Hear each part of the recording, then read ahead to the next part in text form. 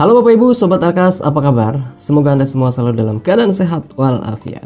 Di video sebelumnya kita sudah mempraktekkan bagaimana cara menginput data pembelanjaan. Mulai dari apa yang harus kita siapkan dan apa yang harus kita lakukan, sampai ke langkah-langkah pengisian form penginputan data pembelanjaannya secara detail. Nah, di video kali ini kita akan melanjutkan pengerjaan BKU-nya, yaitu menginputkan data belanja yang memiliki pajak. Ada dua transaksi yang terkena pajak yang akan kita praktekkan di sini. Silakan simak videonya sampai selesai dan mari kita mulai pembahasannya.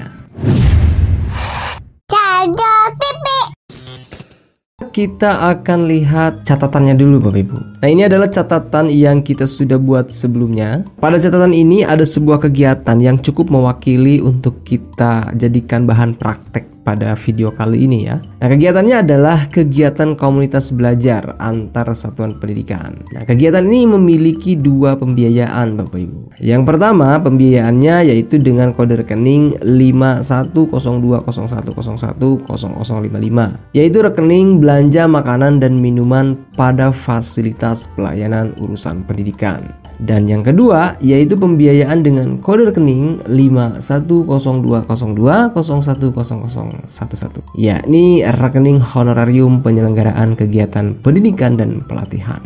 Adapun tanggal transaksinya atau tanggal pembayaran dari dana BOSP-nya dilakukan pada tanggal 25 Januari 2024, yang mana pelaksanaan kegiatannya atau transaksi pengadaan barang atau jasanya itu dilaksanakan pada tanggal 13 Januari 2024. Artinya kegiatannya dilaksanakan sebelum dana BOSP-nya diterima oleh sekolah. Nah, untuk transaksi-transaksi yang menggunakan dua rekening ini, itu semuanya akan dikenakan pajak secara otomatis, berapapun nominalnya. Pajak apa saja itu dan bagaimana cara menginputkannya, mari kita praktekkan satu persatu. Baik, kita ke Arkasnya, Bapak Ibu. Nah, di sini saya masih menggunakan BKU bulan Januari untuk mempraktekannya. Kita klik di sini.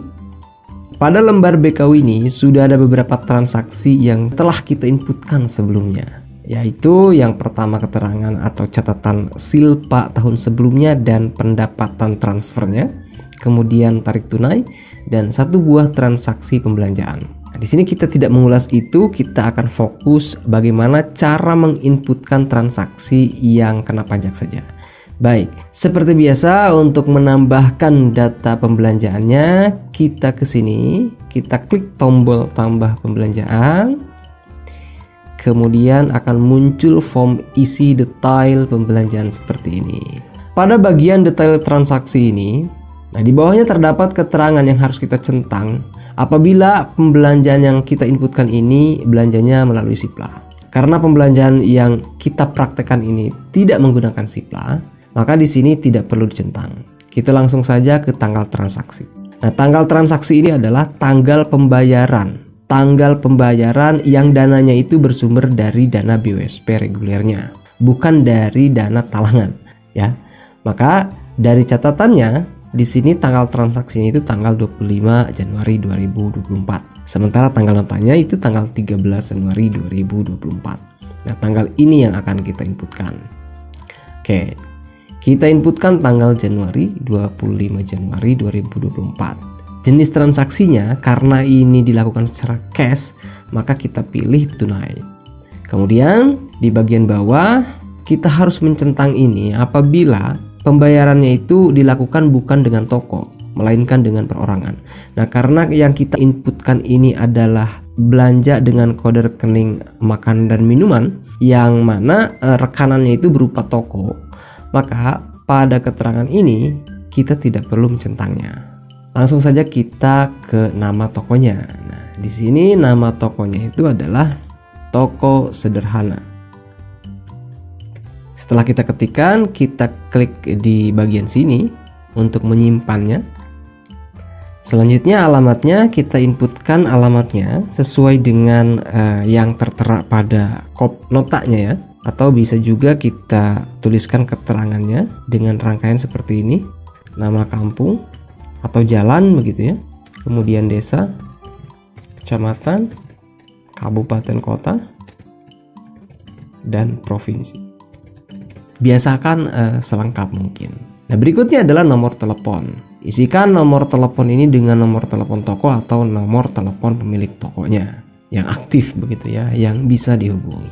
Saya akan inputkan misalnya. Nah, kemudian di bagian bawahnya ada keterangan NPWP toko atau badan usahanya. Silakan Bapak Ibu inputkan di bagian NPWP ini nomor NPWP tokonya atau pemilik tokonya atau pemilik badan usahanya. Untuk belanja konsumsi ini, kalau bisa Bapak Ibu itu sebaiknya belanja di rekanan yang sudah memiliki NPWP, baik tokonya atau pemilik tokonya. Sebab dengan adanya NPWP itu akan memperkecil persentase potongan pajaknya. Jika toko atau rekenannya memiliki NPWP, maka pajaknya itu hanya sebesar 2%. Tetapi jika tidak memiliki, maka pajaknya itu 4%. Sebagai contoh di sini akan saya inputkan NPWP pemilik tokonya ya. Nah, jika di keterangan ini Bapak Ibu inputkan datanya, maka pada bagian bawahnya pada centangan ini itu tidak perlu dicentang. Kecuali jika toko atau pemilik tokonya belum memiliki NPWP, maka silakan pada keterangan NPWP-nya Bapak Ibu kosongkan dan Bapak Ibu cukup mencentang pada bagian bawahnya. Seperti itu Bapak Ibu ya. Oke, keempat keterangan yang sudah kita lengkapi datanya ini, itu semuanya wajib diisi Bapak Ibu, tidak boleh dikosongkan. Semepet-mepetnya bisa saja Bapak Ibu isikan dengan tanda strip khusus untuk nama toko dan alamat toko. Untuk nomor telepon, semepet-mepetnya isikan saja dengan angka, misalkan 0819. Nah, terkecuali untuk kolom yang ini, kolom NPWP, silahkan isikan dengan NPWP-nya. Oke, kita lanjut. Setelah semua keterangan di sini kita sudah lengkapi dengan benar, maka kita klik tombol lanjut. Bang. Pada bagian detail barang atau jasa ini, kita harus melengkapi yang pertama, nomor nota ya. Nah, misalkan ini adalah transaksi pembelanjaan kedua, karena nomor satunya ini. Namun keterangan ini sifatnya opsional, artinya boleh diisi atau dikosongkan. Nah, jika Bapak Ibu ingin mengisinya, Bapak Ibu bisa melihat nomor nota atau nomor PO atau nomor pemesanan yang tertera di sana. Atau bisa juga dengan menggunakan cara ini. Karena ini transaksi pembelanjaan kedua misalnya yang kita inputkan, maka bisa saja di sini kita kasih keterangan NT002. Jadi nomornya kita buat secara manual saja di sini. Nah, setelah keterangan nomor nota ini kita isi, selanjutnya ke bagian sini ada keterangan tanggal belanja atau tanggal nota. Pada keterangan ini, tanggal yang akan kita inputkan adalah yang ini Bapak Ibu. Nah, yang tanggal 13 Januari 2024. Oke, di sini kita rubah menjadi tanggal 13 Januari 2024. Setelah itu kita lanjutkan pada bagian kegiatan. Kita pilih kegiatannya sesuai dengan ini. Kegiatan komunitas belajar antar satuan pendidikan termasuk gugus. Oke, kita cari ya. Mana? Nah, ini. Kebetulan ada di urutan pertama ya Bapak Ibu. Kita tinggal klik saja. Selanjutnya kita ke rekening belanja Bapak Ibu. Nah, di sini ada 3 buah rekening belanja yang terdapat pada kegiatan yang kita pilih sebelumnya. Berbeda dengan catatan yang sudah kita buat sebelumnya, di sini hanya ada 2 rekening belanja yang direalisasikan. Mengapa di sini kok ada 3? Sebab rekening-rekening belanja yang ditampilkan di sini merupakan rekening-rekening belanja untuk kegiatan yang kita pilih sebelumnya yang belum direalisasikan sepenuhnya atau baru sebagian uraiannya saja yang direalisasikan. Seperti itu Bapak Ibu. Di catatan yang sudah kita buat, kita hanya akan merealisasikan 2 rekening belanjanya saja, yaitu rekening belanja makan minum dan rekening honor kegiatan. Oke, kita inputkan yang pertama dulu ya. Nah, sebagai contoh di sini, kode rekening yang akan kita realisasikan yang pertama untuk kegiatan ini adalah rekening belanja makan dan minum. Yang ini ya. Nah, kemudian di bawahnya akan tampil rincian uraiannya. Kita klik di sini, muncul nilai perencanaannya, ini jumlah volumenya dan ini adalah harga satuannya. Umpamanya di sini kita tidak merubahnya karena belanjanya pun sesuai dengan apa yang direncanakan, maka setelah itu kita klik tombol lanjut. Nah, sekarang kita ke bagian terakhir, yaitu bagian perhitungan pajak. Di bagian bawah sini ada keterangan yang harus kita centang apabila transaksi belanjanya dilakukan melalui Siplah. Karena contoh di sini tidak menggunakan Siplah, maka kita lewati saja, kita abaikan saja. Kita langsung ke sini, perhatikan. Nah, di sini kita bisa melihat beberapa informasi dari rincian kegiatan yang sedang kita inputkan ya. Yang pertama ada informasi kegiatannya. Kegiatan yang sedang kita kerjakan ini adalah kegiatan komunitas belajar antar satuan pendidikan bla bla bla bla bla ya. Kemudian ada informasi rekening belanjanya. Rekening belanja yang sedang kita kerjakan ini adalah rekening belanja makanan dan minuman pada fasilitas pelayanan urusan pendidikan. Dan di bagian bawahnya ada informasi uraian. Nah, volumenya 7 orang. Nama uraiannya adalah makan dan minum, pelatihan guru dan kepala sekolah. Kemudian pada bagian bawahnya di sini ada rincian pajaknya, Bapak Ibu. Nah, perhatikan. Di sini muncul keterangan PPh 23 sebesar 2%. Nah, mengapa di sini 2%, bukan 4%? Ya, betul Bapak Ibu. Sebab pada bagian detail transaksi, coba kita back ya, kita mundur. Nah, pada bagian detail transaksi, tepatnya pada keterangan NPWP, kita isikan NPWP pemilik tokonya atau NPWP tokonya. Nah, jika NPWP-nya terisi, maka secara otomatis di perhitungan pajaknya pun akan terpilih yang 2%. Bagaimana jika tidak memiliki NPWP, baik tokonya maupun pemilik tokonya? Oke, kita praktekkan. Oke, misalnya di sini toko atau pemilik tokonya belum memiliki NPWP, maka kita centang pada keterangan ini. Kita lihat apa yang terjadi pada bagian perhitungan pajaknya. Kita lanjut. Nah, pada bagian perhitungan pajak di keterangan yang ini, itu secara otomatis akan terpilih PPh 234%. Jadi seperti itu Bapak Ibu ya. Karena contohnya di sini toko atau pemilik tokonya memiliki NPWP, maka kita isikan NPWP-nya. Nah, seperti itu. Nah, di bagian sini ada tombol hapus. Tombol hapus ini berfungsi ya untuk menghapus data ini ya, data pengenaan pajaknya. Coba kita tes. Bang. Tuh, jadi hilang kan? Nah, jika ingin menambahkannya lagi, di sini kita tinggal klik saja pada tombol tambah PPh ini. Kita klik, nah, maka dia akan kembali ya. Oke. Di sini yang perlu Bapak Ibu perhatikan juga, jangan sampai lupa adalah setiap pembiayaan yang menggunakan rekening belanjanya itu belanja makanan dan minuman, itu akan secara otomatis terkena pajak. Makanya pada tahap penyusunan perencanaannya atau pada tahap pengerjaan kertas kerjanya, itu harus dilakukan secermat mungkin, harus dilakukan sehati-hati mungkin. Jangan sampai kita salah memilih kode rekening, karena akan berpengaruh pada proses penginputan BKU-nya. Nah, seperti itu Bapak Ibu ya. Oke, setelah semua datanya sudah dipastikan benar dan sesuai, maka untuk menyimpannya kita klik tombol simpan. Kita klik, simpan pembelanjaan di BKU. Ya, kita tekan lagi tombol ya simpan. Nah, ini transaksi yang tadi kita inputkan.